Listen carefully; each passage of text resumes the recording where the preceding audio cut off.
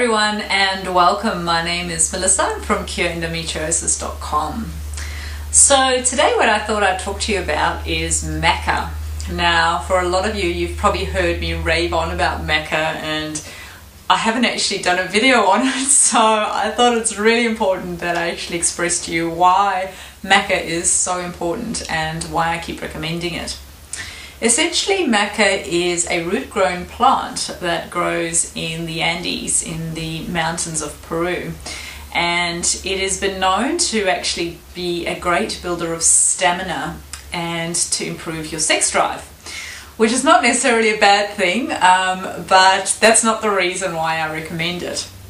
Maca is a different approach to trying to regulate our hormones. So if you think about sort of typical ways that we try and regulate our hormones, if you go to a gynecologist and you explain that you have endometriosis, chances are they're going to try and regulate your hormones by putting you on the pill.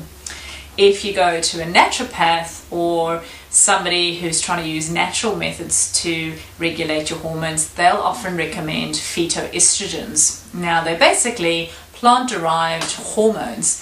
And what they're doing is they're saying, great, we have an elevated amount of estrogen, so we're going to give you some phytoestrogens which will try and regulate that imbalance. Other ones you might have heard of are progesterones or progesterone creams. There's a variety of different means, and what they're doing is they're essentially saying, okay, well, we know we've got an elevated amount of this particular hormone, so we're going to give you something to try and balance that out.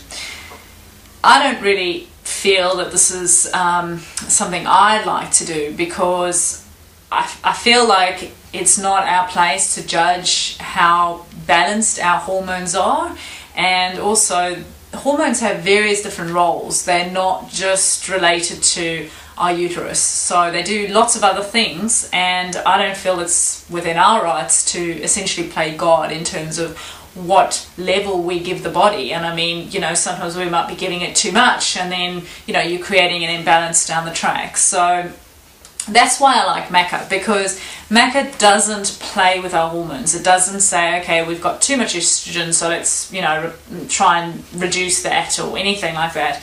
Essentially what Maca does is it goes to the source of where our hormones are created, which is the pituitary gland. And all our hormones, so whether they're for digestion, whether they're estrogens, progesterones, blah, blah, blah, blah, blah, there's heaps of them in the body, it regulates all of them. And it essentially gets rid of all the symptoms that you know in terms of your hormone imbalances. So all your PMS symptoms, you know, your headaches, your diarrhea when you get your period, you know, getting irritable, sore breasts, migraines, you name it, any kind of hormone related symptom that you get, Maca will get to the bottom of, which is why I love it so much. I actually made a fatal mistake last month, and I didn't take my Maca because I was on that many supplements, and I just thought, well, I don't need Maca anymore, so I decided not to take it. It had run out, you know, and I sort of got lazy with it.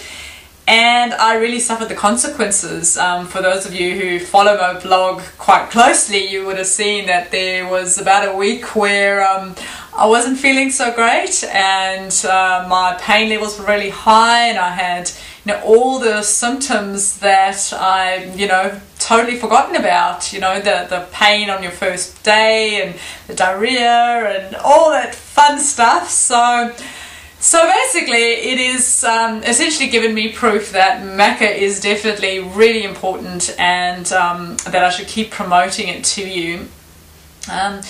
The other thing to note is that Maca has 22 amino acids and it has a heap of vitamins, so you're going to get heaps of other benefits out of it. It also contains essential fatty acids, which if you'd read my article yesterday you would have seen that those are really important as well in terms of our pain levels. So all around it's an amazing product, so definitely recommend it. If you're thinking of buying it, do make sure that it is organic and that it is actually from Peru. There is unfortunately some also that have other ingredients in them, so we want to avoid those.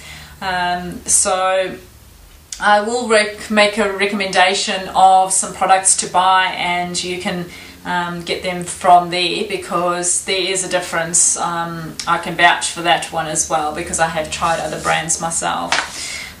So yeah, so that's everything I can tell you about Maca, and I'll write up some more information underneath this video on specific ingredients and things that's inside the Maca, but I highly recommend it.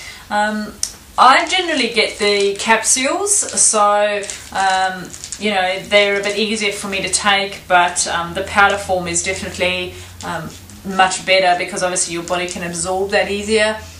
You have to decide where you're at in your life, whether you have the time, whether you want to try the powder.